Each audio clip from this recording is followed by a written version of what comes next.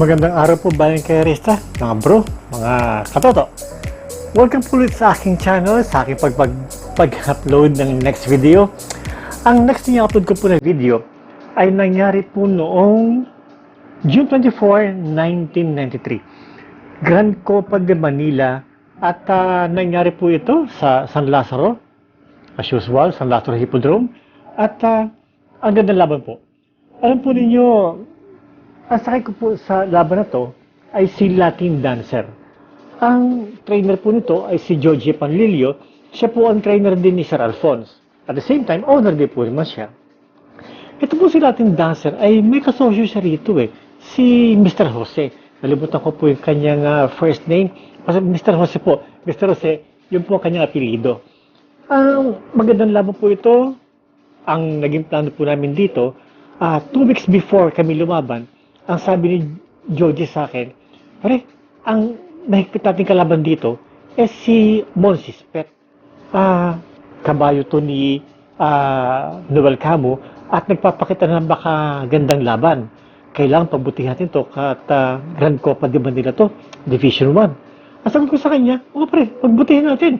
Baka sakal makachamba tayo. Oo. So, ang ginawa namin, pinagbuti namin po ang diskarte kay Monsis Pet lamang. Although, syempre, iba inaabangan ko din. Gawa na syempre, yung mga dermating kabayo, laging nakabang palagi yan dyan.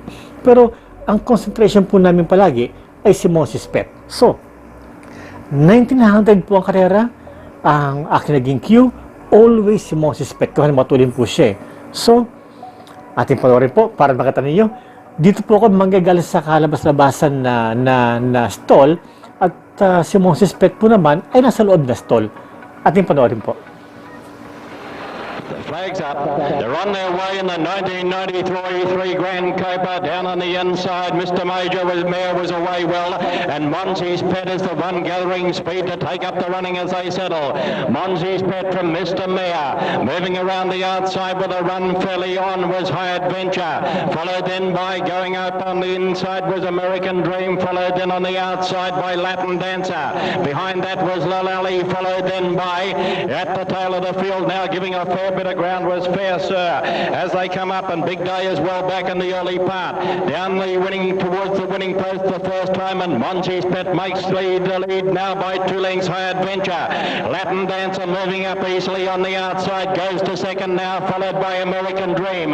Back on the inside is Mr. Major, followed by Big Day on the outside, Lalali, and then as they leave the back straight and head towards the back straight, and Fair Step is at the tail of the field.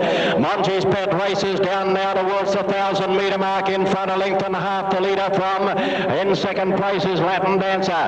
Running third over on the outside, High Adventure, followed by American Dream, who's sticking to the inside, running, followed then out wide by Big Day, who's travelling 4 and 5 deep, followed further back by Mr. Mayor, then over on the outside first. Tap and Lalali's dropped out to the tail.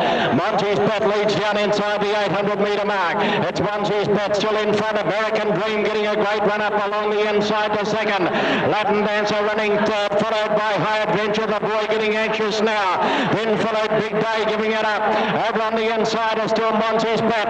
Latin Dancer moved up on the outside now. They race inside the 300, and Latin Dancer on the outside has taken a narrow lead from Monsis Pet.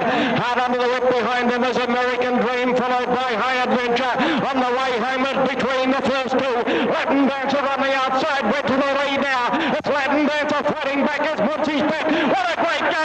Latin Dancer on the outside, and Monsis Pet matching stride on the outside. Latin Dancer's going home to win the Grand Copa. Latin Dancer too strong for Monsis Pet. 39 on the outside, running home. Napunpunan ba niyo ang laban namin ni Monsis Pet, Latin Dancer? Isa po ito sa mga malaking kong karera na naipanalo na Grand Copa. Alam po ninyo, kasiyahan ko po na ibalik ko yung aking mga nakaraan. Gawa ng, siyempre po, ako yung nakasakay doon. At ngayon po, may edad na ako. Naibabalik ko po yung mga dati. Especially po doon sa gustong-gustong makita yung lumang karerahan natin, San Lazaro at Santa Ana. Ang ganda-ganda, di po ba?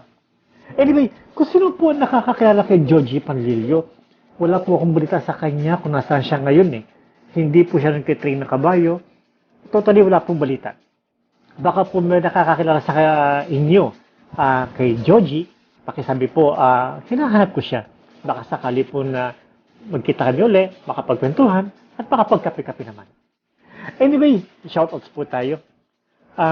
Number 1, J.R. Miranda from Houston, Texas, Patrick Sagala, Jerome Crisostomo from Dubai, Manuel Rosalinas, Kier Yang, Nikki Navarro, Win Santiago from Canada, Dean Martin Felix from Dubai, Odeng Giuliano from Saudi Arabia, Rudy Unisan from San Jose del Monte, Bulacan, Jeff D, onboard cruise ship, biyahe po sa Italy and Florida, Mark Pades of Tayabas Tondo, Ricardo Kulala, Boyet of Galas QC, Rodeo Agalos from Saudi Arabia, Arthur Trajano from Bulacan, Sir Mahar Banawa, kay Frederick Javil. Sir Frederick Javil, thank you very much sa mga programa na pinapahiram sa akin.